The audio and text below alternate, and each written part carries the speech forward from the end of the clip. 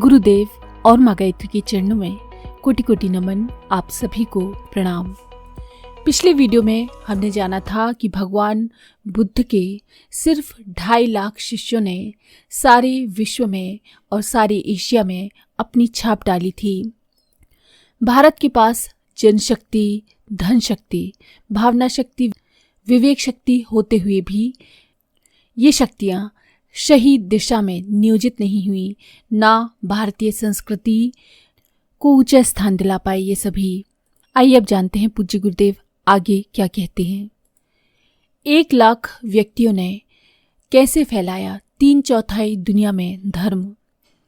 ईसाई मिशनरी के पास केवल 1 लाख के करीब पादरी हैं और वे पादरी सारी दुनिया में छाए हुए हैं।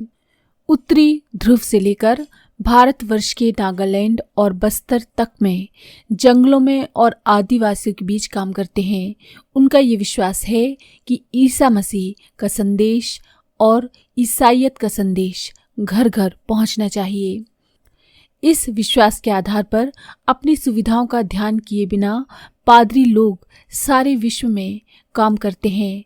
परिणाम क्या हुआ?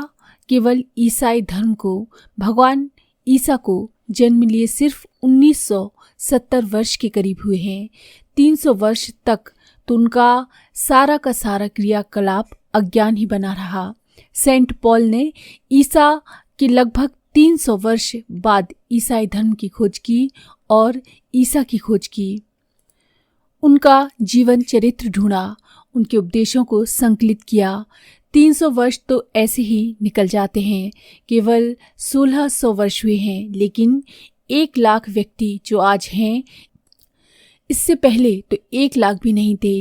इन थोड़े से निष्ठावान धार्मिक व्यक्तियों ने ईसाईयत का कितना प्रचार कर डाला कि दुनिया में 1/3 मनुष्य अर्थात 1 अरब मनुष्य आज ईसाई हैं।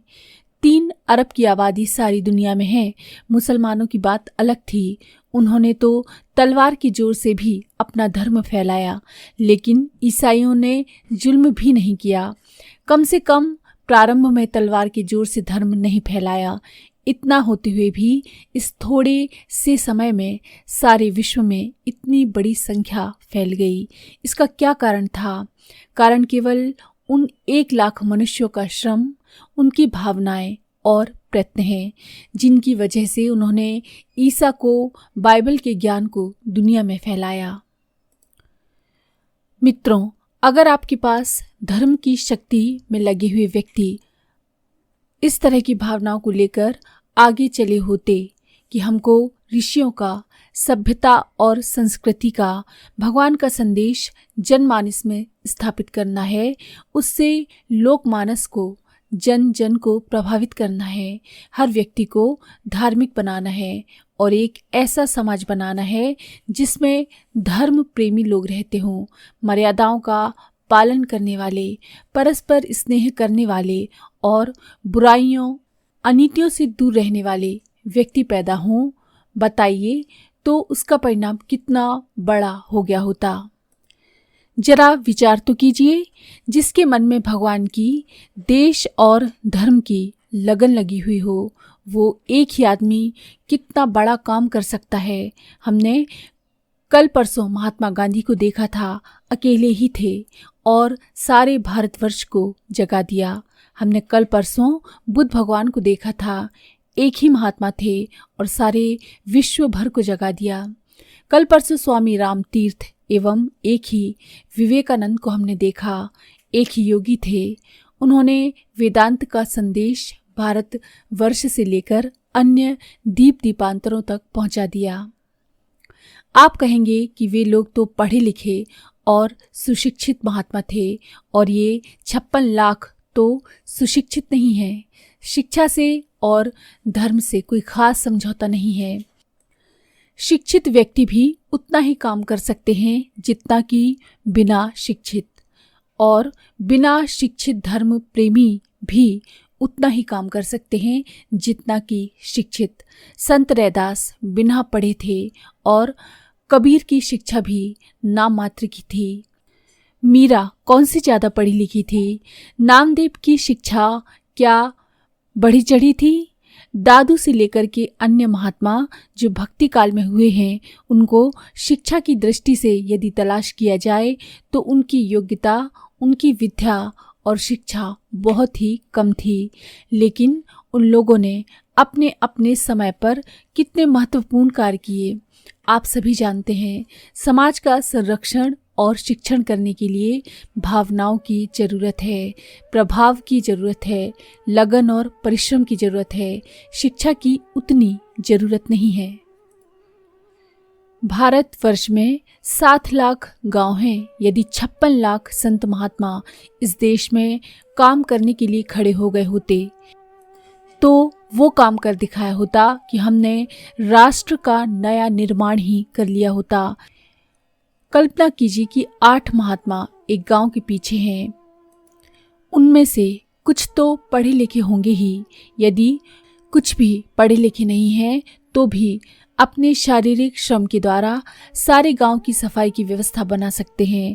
अगर एक महात्मा झाड़ू लेकर चल पड़े तो बाकी लोग उसका तमाशा देखते रहें, ऐसा तो हो नहीं सकता।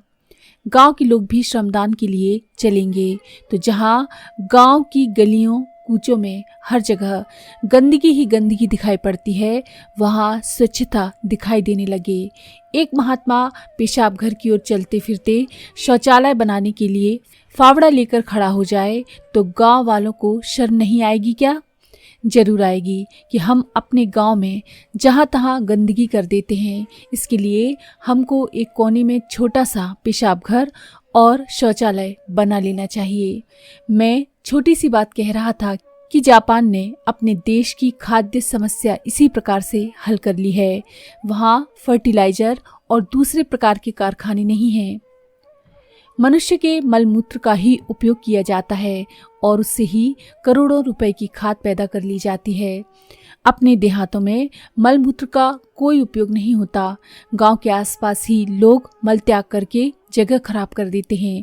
यदि हर गांव में चलते फिरते शौचालय, ड्रेनेज के शौचालय बना लिए गए होते, सारे गांव के लोग उसी में शौच करने के लिए जाते तो कितना खाद मिल सकता था। यदि महात्मा चाहते तो इस छोटे से काम को अपने हाथ में लेकर के राष्ट्र में करोड़ों मन अन्न पैदा करने और गांव में स्वच्छता रखने का काम कर सकते थे। मित्रों, शिक्षा को ही ले, 8 आदमियों में से एक भी पढ़ा लिखा हो तो गांव में एक पाठशाला चला सकता है, प्रौढ़ पाठशाला, रात्रि पाठशाला चला सकता है, जिससे अपना आज का अर्ध निरक्षर देश थोड़े ही दिनों में साक्षर बन सकता है। कितनी सामाजिक बुराइयां और व्यसन अपने देश भर में फैले हुए हैं। ब्याह शादियों में होने वाले खर्च हिंदुस्तान के सिर पर कलंक के तरीके से हैं। धन का कितना अपव्यय होता है, लोगों में गरीबी और बेईमानी पैदा करने के लिए मजबूर करता है। इससे सारे राष्ट्र की जड़ें खोखली हो गई हैं। यदि ब्याह शादियों में इतना धन खर्च ना किया गया होता तो किसी को अपने बच्चे और बच्चियां भारी नहीं पड़ती। किसी पिता को अपने बच्चों के लिए चिंता करने की जरूरत ना होती। इन बुराइयों को दूर करने के लिए 8 संत महात्मा प्रार्थना के द्वारा, प्रचार के द्वारा भी जनमानस तैयार कर सकते थे।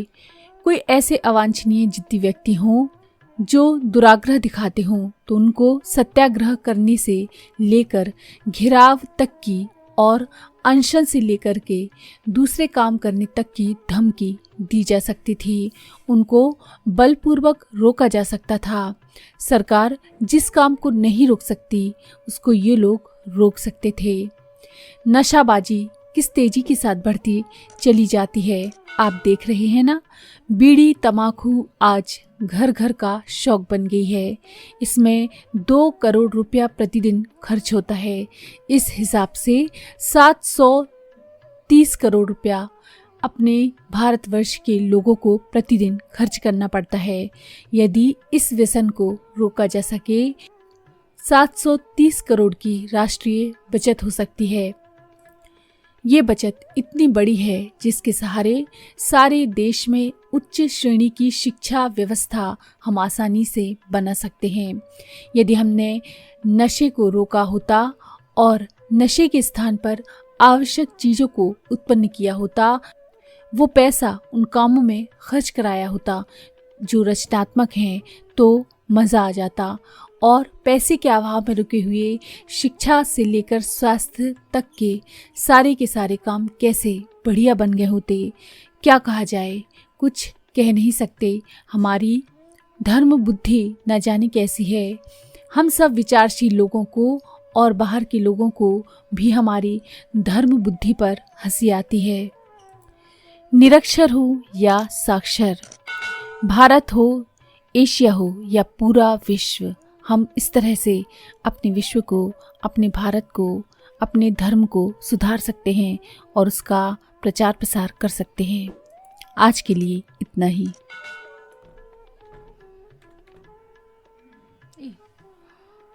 सॉरी।